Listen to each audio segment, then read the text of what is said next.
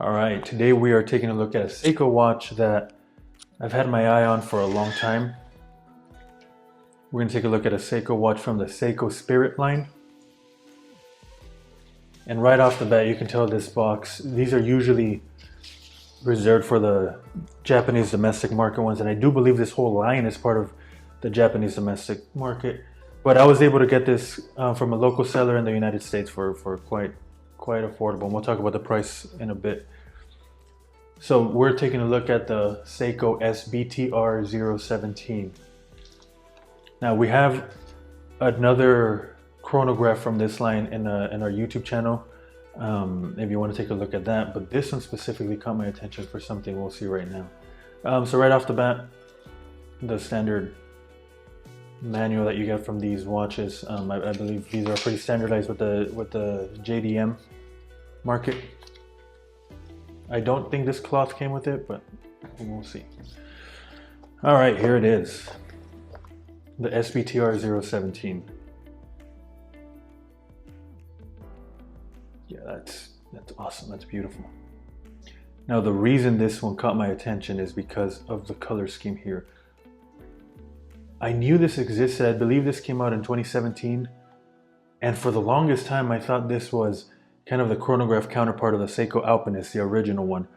But in looking into it, there is really no relationship here. This color combination of a silver case, a green dial with gold accents on it, you don't see that almost anywhere. And if you ask any watch enthusiasts about this color combo, they're going to say it's the original Seiko Alpinist. But this one has no relation with it. Now, a few things that caught my attention. First of all, this sub-dial layout. I personally prefer this at 369.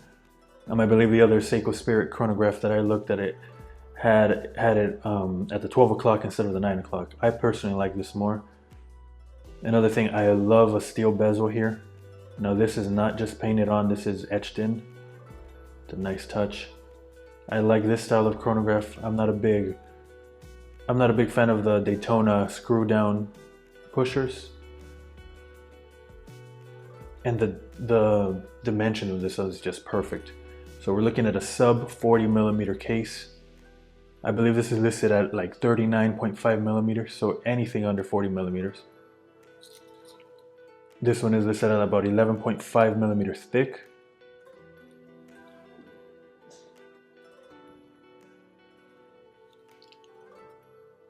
We're looking at a 20 millimeter lug width here.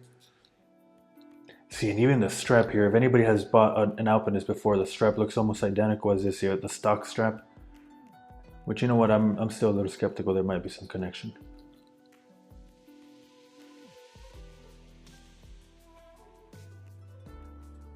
Now this Seiko Spirit line just has a ton of great value in it. Believe it or not, something like this runs at around $150 gray market, which is just incredible for something like this. You don't see this very often.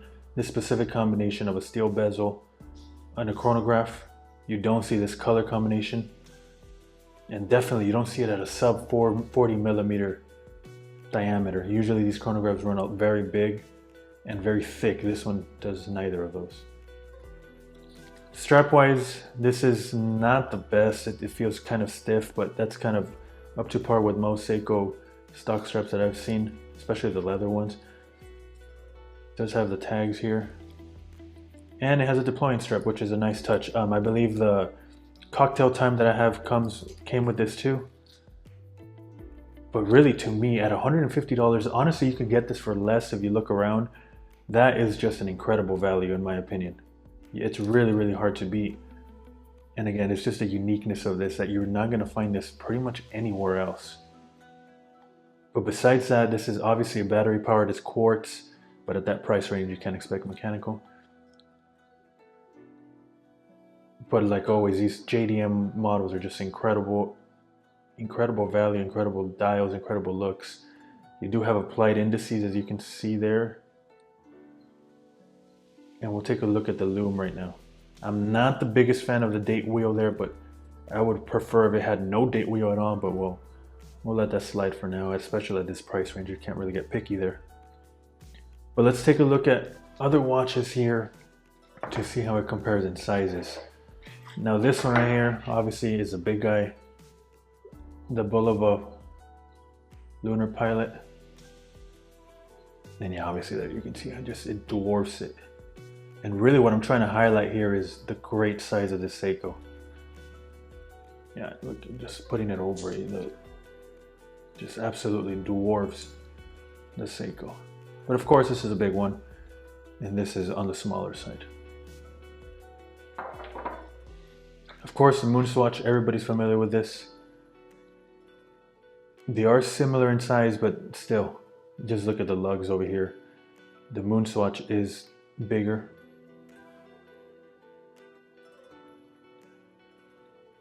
And thinner too. But really, we're not comparing apples to apples here.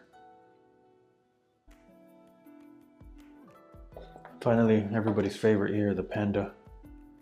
The Neo 70s Panda.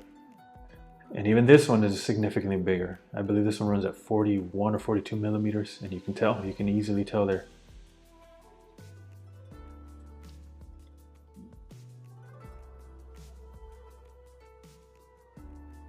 Now let's check out the lume and see how it compares, and I'm curious to see if this has a usual Seiko torch lume. We'll go ahead and see if they reserve that to the divers or they also put it in here.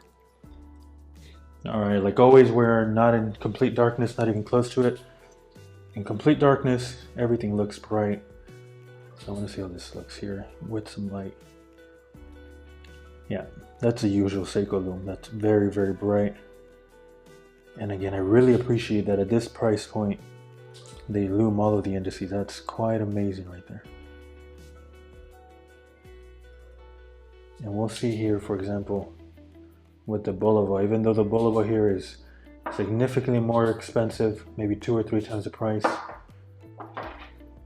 the lume is just not up to the Seiko lume. Now I know we're comparing kind of apples and oranges with these watches. This one has a much more refined movement.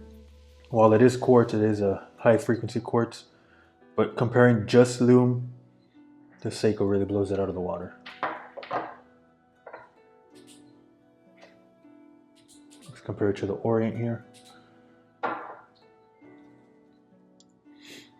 Similar lume, similar design, but again, that's why the Panda is such a fan favorite. Very subtle lume, but there for legibility, similar to the Seiko here.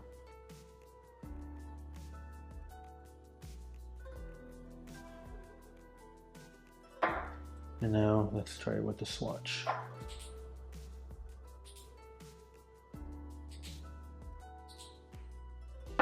Here it is.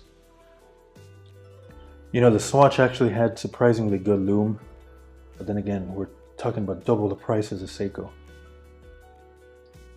Which truly, I gotta reiterate here, I can't believe I don't see this watch around.